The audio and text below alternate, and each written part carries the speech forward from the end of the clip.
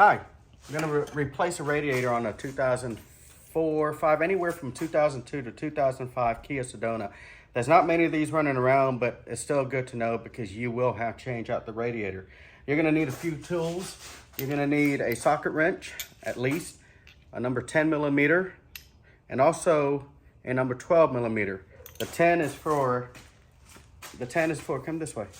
The 10 is going to be for little, you really don't have to take these off. This is just a support for the radiator. It will come off when you pull this off, but you're going to need it to take off the latch mechanism for the hood, and then just a few random screws here. But the main ones are these three 12 millimeter bolts that hold this, I guess you call it a cross member that sits, or radiator support that sits right on top of the radiator. So you have to remove that. Now this thing has been modified quite a bit over the years just to keep it running. And so one thing, as in safety, it's fine to disconnect the battery on these vehicles. You're not gonna like set off the security system or anything. So make sure you disconnect the battery. I've already loosened these. These are 10 millimeter nuts. So first you take off the negative, and you'll be fine just doing that, but I like to go ahead and take the positive off as well. And just to give myself a little more room, take the battery out. There was a little battery support thing. I've already removed that. I think you can figure that out. All right, so now that I'm gonna remove the hood latch system so I can get this off, just loosen. Now, some of you will have a bracket that runs from here all the way down. It's also 10 millimeter bolts. But if you're gonna work on your own vehicle on this Kia, just go ahead and remove it and discard it because it just gets in the way and it really doesn't do a whole lot.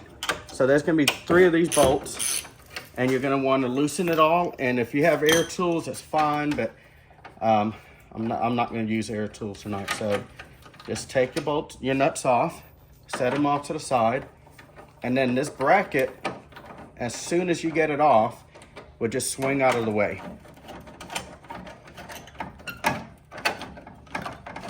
Here's the bracket. This thing just kind of serves as a guide, a protector for the cable, the hood latch cable. I like to just keep it on there. And you see the whole mechanism come off, and then literally you take it and you just lay it off to the side. I added an extra horn here for my work, so I just unplug it. And then these will have a little push on the back. This one's already broken, and you will notice on these Kias of this make and model, all this plastic becomes very brittle. So after a while, the tab is just broke off, so I'm able to just wiggle it off. Same here, just wiggle it off. Or if you haven't broken yours off yet, you just squeeze the back off and then pull up and to the side. All right, now we're gonna go ahead and remove the supports here. And so we're just gonna, I like to use an extension, a little tip. I do have power tools. I just don't want to use them right now. And a lot of people won't have power tools. I'm showing you can do this with just some basic tools. So I like to use this extension. I can put my hand on here and just twist it right off. All right, there's 2 on top and 1 in the front. All right, and so you just spin that round and round. And there we go. So that's one side. Come over here, do the same thing. Now watch. Just take it off, and it just adds some speed to it. Just show you don't need to have power tools to do this. And one more. And I don't even use a torque wrench. Over the last 2 years I was using this as my primary mail vehicle, but I've gone through 3 radiators during that time, and this one didn't last me too long. It's because I kind of took some shortcuts putting it on. Just lay the bracket to the side, and now look, you have this complete access to the radiator. So just real quick, what you're gonna wanna do, now, you're not gonna have all of this. I've replaced the fans on this with an aftermarket fan, and I've had to add relays because the fans wouldn't work, the original ones. The computer wasn't turning it on anymore. So I just added some aftermarket relays. So all of this, you're not gonna see all this mess. You're just gonna have this wire bundle. And so you would just unplug your fans, and then you will you'll pull this hose off, pull the top hose off, and then down here, you'll see this hose right here. Now, all of this looks really bad because this radiator was leaking on the mail route, and I had to constantly add water to just make it through the day. So it made it that I can smell that sweet syrupy smell because it just keeps leaking. Okay, so we're at the point where we're gonna start disconnecting hoses. You're never gonna be able to catch all the coolant that's gonna fall out of this. Just remember,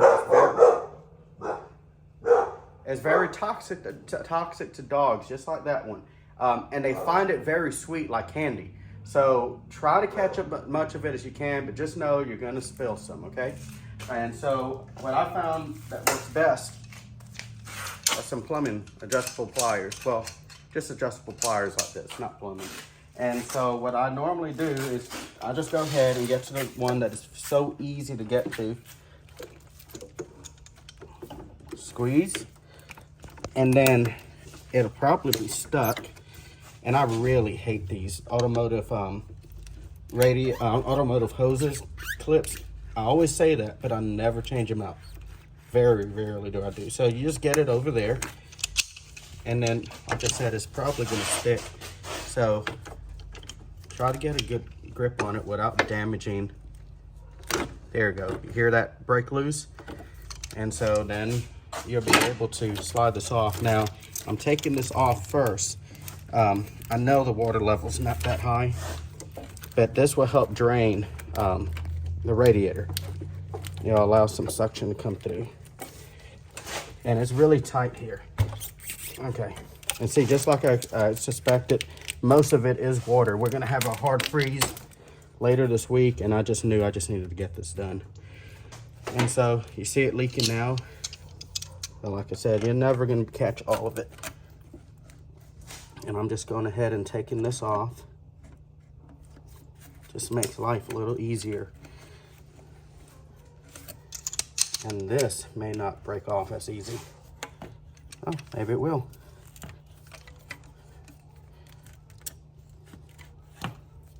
Okay. Now see, it's still stuck right back there.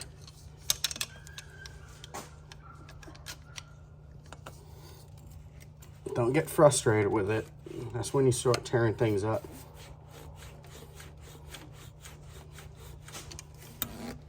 I think this clamp is grabbing it. Yep, that's what it was. All right.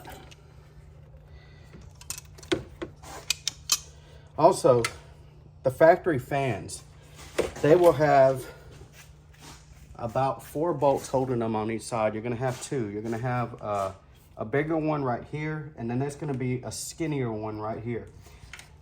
This one is not bad to take off. There'll be a bolt right here on the top, and then there will be a bolt right here. Come over here, hon. I don't know if you can see it,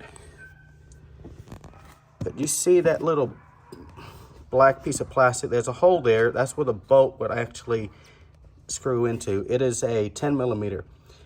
It is, I can get to it easy on this side, but let me tell you, when you get over here, there will be, for the factory, there will be a bolt right here, and then back over here where you won't really be able to get to it because of all the air conditioning lines.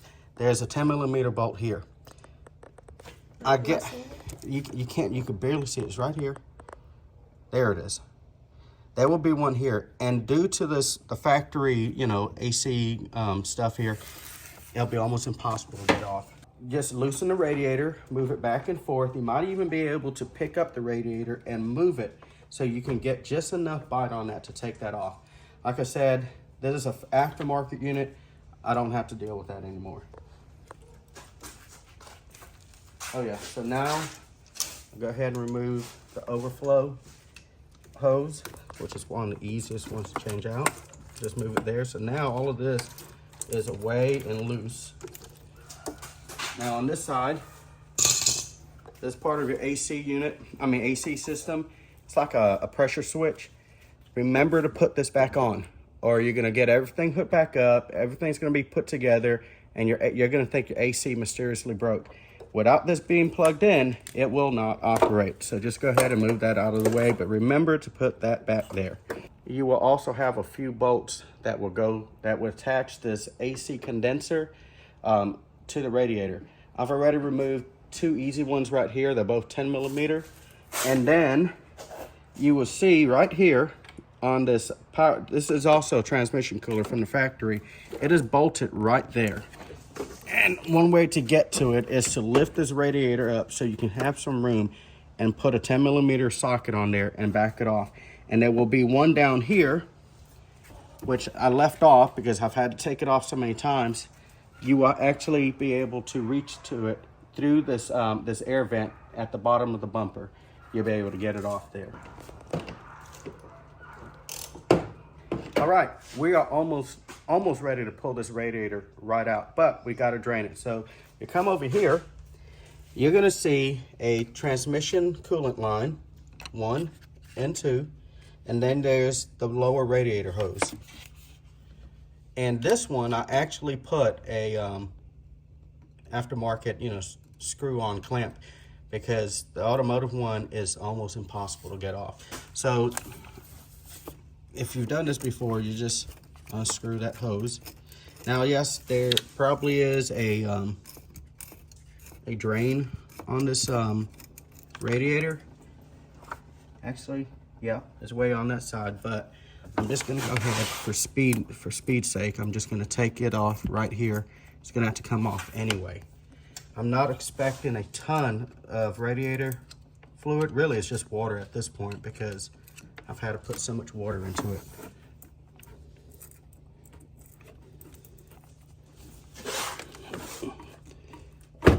Now be careful, because when it lets loose, your hand could go crashing into something and, skin yourself a bit. Kind of hard to see. Okay, to take the hose off, you just squeeze this automotive clamp, push it down, and then it should be loose. With the transmission fluid, yeah, it's already loose. So, well, maybe not as loose as I was hoping. I got a lot of extra on this, so if I rip it trying to get it off, no big deal. Now, what could help me? What did I put? Oh, it is. Take a screwdriver, put it behind it, and just kind of help slide it off. It's almost off. And there it is. And what I do, I aim these straight up so the fluid doesn't run right out of it. Okay, just a little tip. If you look down here at this bottom hose, I had put a screw-type clamp, but I had a plastic wing nut on it. And over the months, it has actually fallen off. Well, how am I gonna get that off? Well, you get a 5 millimeter wrench, socket if you have one. It's one of the smallest ones in the set. And you go down here, slide it on, and you'll be able to unscrew it. Just a little tip. You don't have to freak out if you lose the wing nut. Just get a 5 millimeter socket. It slips right on there, and you'll be able to loosen it. Okay, so you're always gonna run into something whenever you do your own work. This bottom transmission line, coolant line, it's at the bottom. So when you pull it off, whatever's in that transmission line above it is gonna leak out. You don't want that. You don't want to be running low on your transmission fluid. So what are you gonna do? It's too short to go up to the top. You're not gonna hold it like this the whole time. Get a bolt, a really big bolt, and just screw it in there. You're not gonna hurt nothing. Get it down in there as far as you can. And don't worry about it being stuck, because guess what? It's making the threads are just working it in there. And I'm gonna try to get to this smooth part here.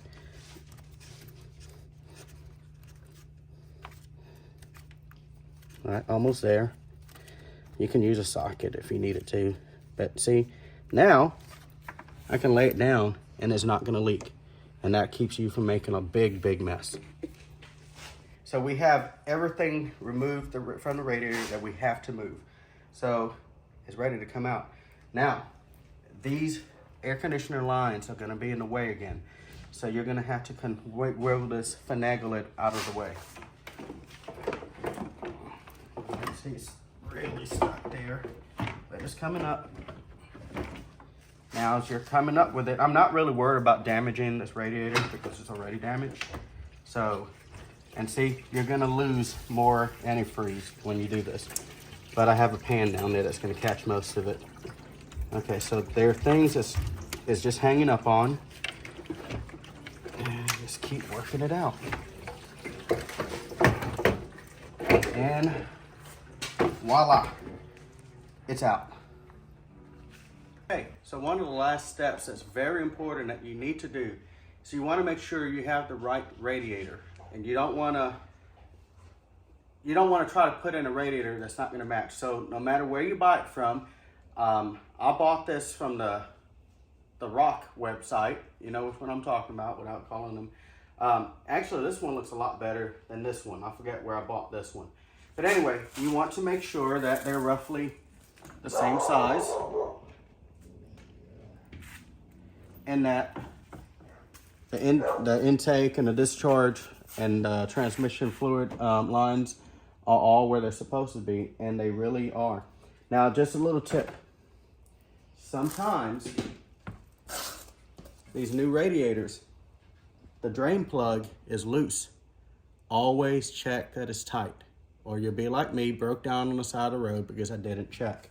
Also, most radiators, new radiators, will not come with a radiator cap. So you must transfer over your existing radiator cap. This one still looks good. It's not all cracked on the rubber.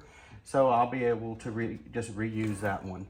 And then sometimes these transmission hookup lines, they won't even be on the new radiator.